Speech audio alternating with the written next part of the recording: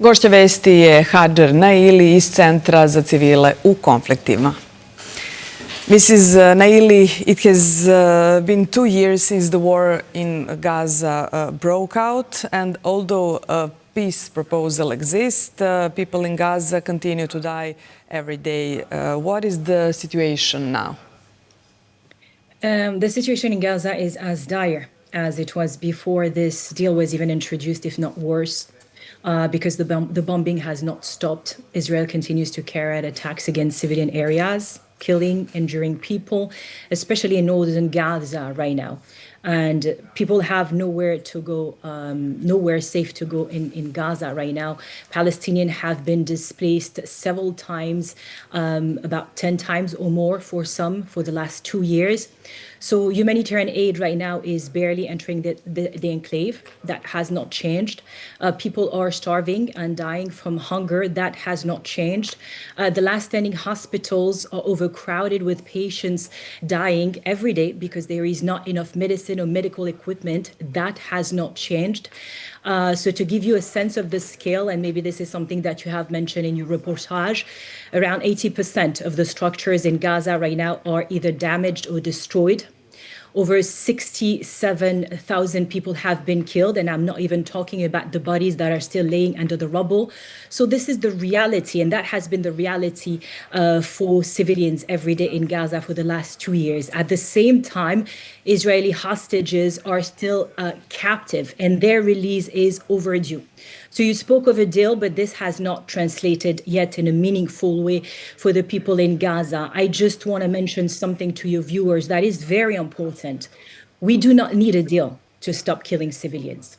We do not need a deal to let humanitarian aid in and to reach the people safely. We do not need a deal to stop targeting journalists. And we do not need a deal to free hostages, because all of these are obligations upon the parties to conflict.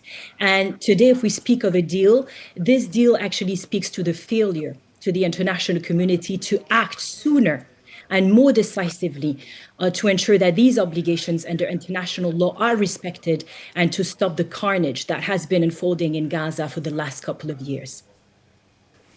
Winter is approaching, and in Gaza there is hardly a single building left intact. What is the civilian population facing in upcoming winter?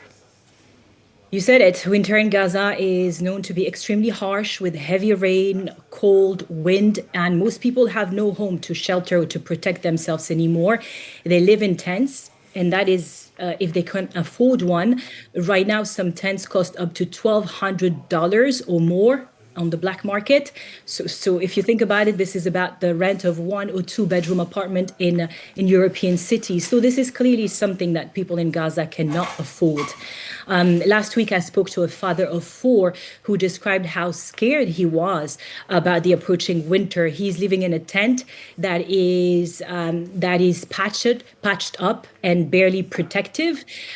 So people in Gaza would like to prepare for the approaching winter, but they have nothing to prepare with. And this is why humanitarian aid needs to flow in immediately in Gaza. People need food, they need medicine, they need shelter. And so without it, the suffering will simply go on with the winter around the corner. The peace plan proposed by Trump and Netanyahu, which the Palestinians were not consulted on during its drafting, envisions allowing humanitarian aid into Gaza through the Red Crescent, but only based on the 19th January 2025 agreement. Is this enough? Short answer, no, it is not enough. Because almost every person in Gaza, almost every person, it's about 2 million people, currently need humanitarian aid. And more than 90% of people are experiencing acute food insecurity. This means people don't have food to eat. They're not eating. And that means that they are at risk of dying from hunger. So the level of humanitarian aid that must enter Gaza right now is not the level that was agreed upon on January 19th. The level that humanitarian aid that need to enter Gaza right now should be unlimited and conditional, safe and unhindered. Gaza needs to be flooded with aid right now. Hospitals needs to be restocked. Trucks carrying food and medicine need daily access. And aid workers must be able to operate safely within Gaza, inside Gaza without being targeted. And since we are speaking of humanitarian action, I will just say that humanitarian actions must be carried out by principled organizations, not by military or security guys who are shooting and killing civilians while they are come to collect aid. Since the beginning of this year, UN has documented more than 1,000 attacks by Israeli settlers in 230 communities across the West Bank, resulting in casualties, property damages, mostly in Ramallah, Nablus and Hebron.